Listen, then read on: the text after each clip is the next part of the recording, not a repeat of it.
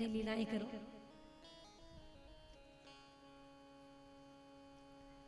पैर दबाते हुए जब पोटली देखी तो कहा कि मित्र, मेरी भाभी ने मेरे लिए क्या भेजा है। सुदामा जी कहने लगे कि मैं जल्दी जल्दी में आ गया, कन्हैया तो कुछ लाना भूल गया मैं तो, लेकिन पोटली है। बचपन की यादें निकाली। अब बचपन की जब यादें निकाली तो चने चमाने वाली जो बात है वो भगवान को याद आई। तो उस बात को याद करके दोनों हंसने लगे। तो सुदामा जी कहते हैं कि कन्हैया वो तो बचपन की बातें थी, शायद मेरे जीवन में वही दुख हम मेरे जीवन में बना रहा। आपके हिस्से के चने मैंने खाए, जैसे मेरे जीवन में मैंने दरिद्रता को ही आमंत्रित कर लिया। भैया कभी दूसरे का हिस्से का लो मत और अपने हिस्से का दो मत। किसी के हिस्से का लो मत और अपने हिस्से का छोड़ो मत, है ना। तो ये भी बात है। पर इसके साथ साथ भाई देना नहीं है तो कोई बात नहीं, लेकिन किसी का लो मत। और जो दूसरों का हिस्सा खा जाता है, हाथ मार जाता है, उसके जीवन में दरिद्रता आ जाती है। दरिद्रता क्या है? असंतुष्टि ही तो दरिद्रता है, लेकिन फिर भी हाय हाय कर रहे हैं। यही दरिद्रता है सबसे बड़ी जीवन में। सो भगवान ने बातों ही बातों में कहा कि ये जो बगल में तुम्हारे हैं वो क्या है। बोले नहीं नहीं कुछ नहीं है, वो तो ऐसा। जबरदस्ती भगवान ने वो पोटली भगवान ने छीन ली सुदामा के। और भगवान खोल करके जब देखे तो देख करके सुदामा के जो जीवन है उसको समझ गए। लेकिन सुदामा ने अपने बारे में कुछ नहीं कहा। वो 4 मुट्ठी चावल जब देखा तो भगवान की आंखों से अश्रुपात होने लगे। कहने लगे वाह कितनी सुंदर मेरी भाभी ने मेरे लिए वस्तु उपहार भेजा और तुम दे नहीं रहे हो। एक बार तुमने भूल कर दी जिसका परिणाम ये हुआ, और आज मेरी भाभी ने मेरे लिए भेजा और तुम दे नहीं रहे हो। अरे प्रभु लला, वो खाने की वस्तु नहीं है।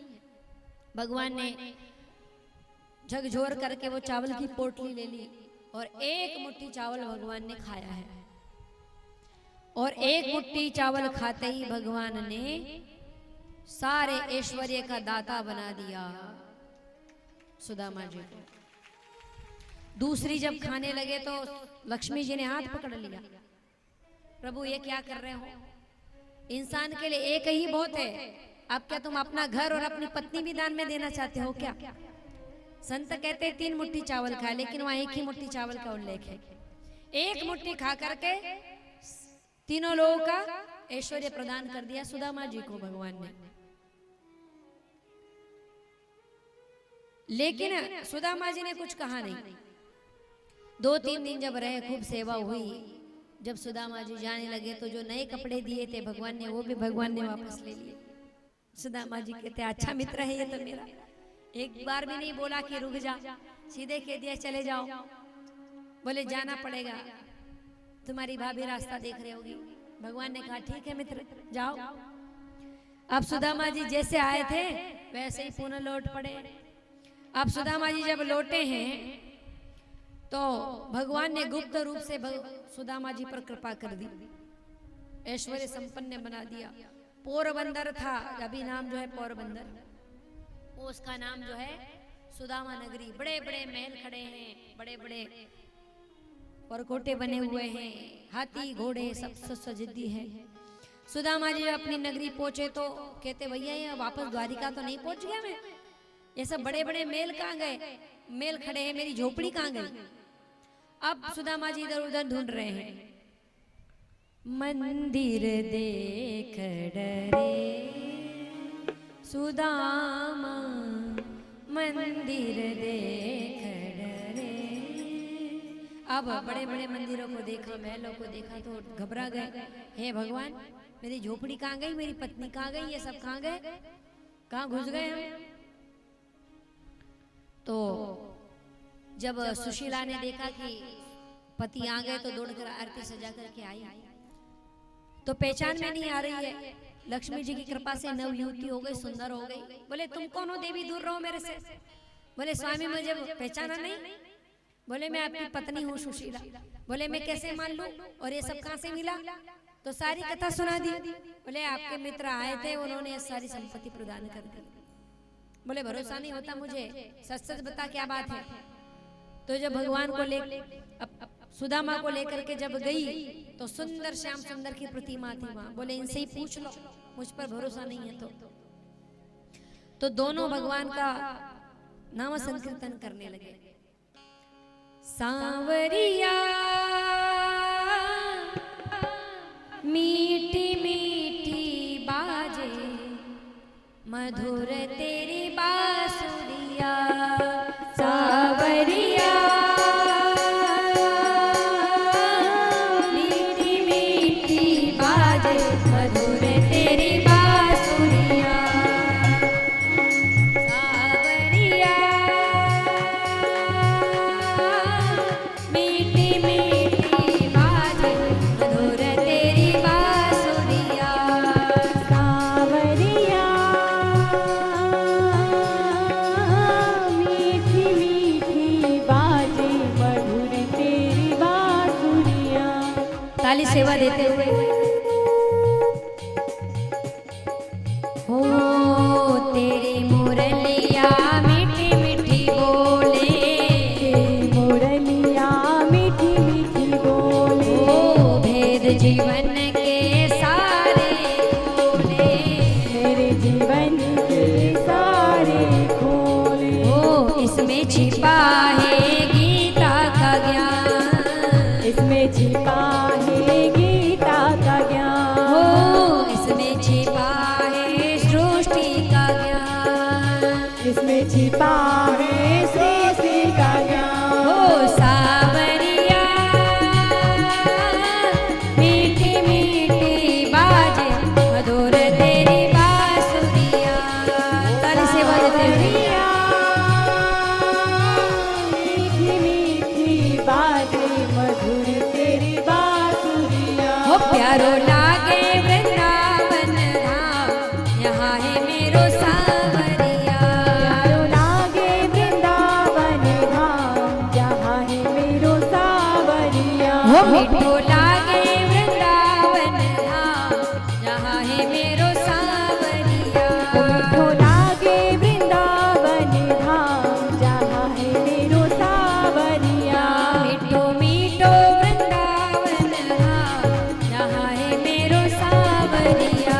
प्यारो प्यारो वृंदावन धाम, जहाँ है मेरो सांवरिया। बोले वृंदावन बिहारी लाल की।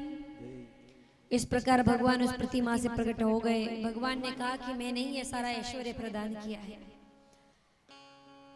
ग्रस्त जीवन में रहते हुए भी सुदामा जी ऐश्वर्य पाकर के भी भगवान का भजन करते हुए भगवान को प्राप्त हो गए। सुंदर आगे कथा है। भगवान एक दिन कुरुक्षेत्र के लिए अपने परिवार को लेकर के और रुक्मणी आदि रानियों को लेकर के गए हैं। इसी बीच में भगवान अपनी माता को अपने जो मरे हुए पुत्र होते हैं 6 पुत्र, उनको वापस ला करके प्रदान करते हैं। सुभद्रा जी का उसी बीच विवाह भी होता है। 28 वेद आकर के भगवान की स्तुति करते हैं कि प्रभु इस जगत का ही जो तत्व आधार है वो आप हैं। इसी बीच में अर्जुन की प्रतिज्ञा को पूर्ण करते हैं भगवान। भगवान के वंश में 56 करोड़ यादव थे और 3 करोड़ 28 लाख उनको पढ़ाने वाले अध्यापक थे। सबको पढ़ाया लिखाया भगवान ने। लेकिन एक दिन बुद्धि बिगड़ गई। उस प्रभास भंडारक क्षेत्र में ऋषि मुनि आए हुए थे, वशिष्ठ दुर्वासा आदि। अब भगवान के बच्चों के मन में न जाने क्या सूझी।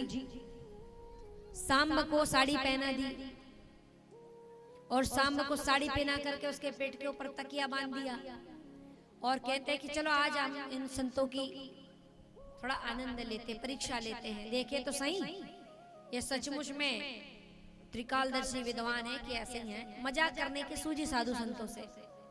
अब मजाक बड़ा भारी पड़ने लगा, पड़ गया उनको।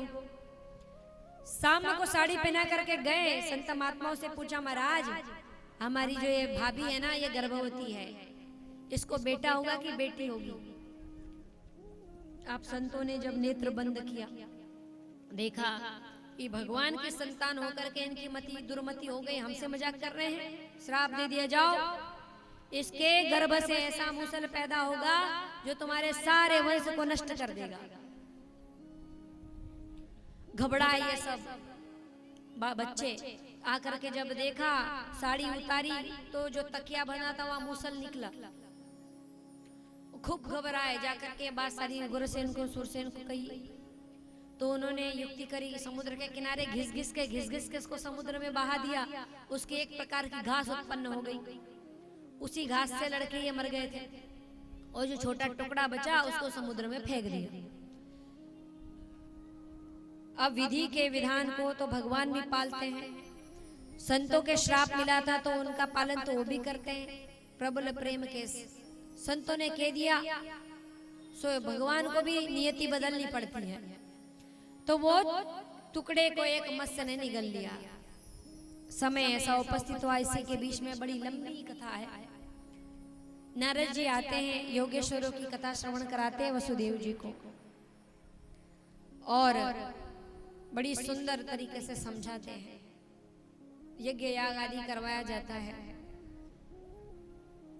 यज्ञ याग आदि होते हैं, उसी के बीच में धीरे धीरे समय व्यतीत होता जाता है, लेकिन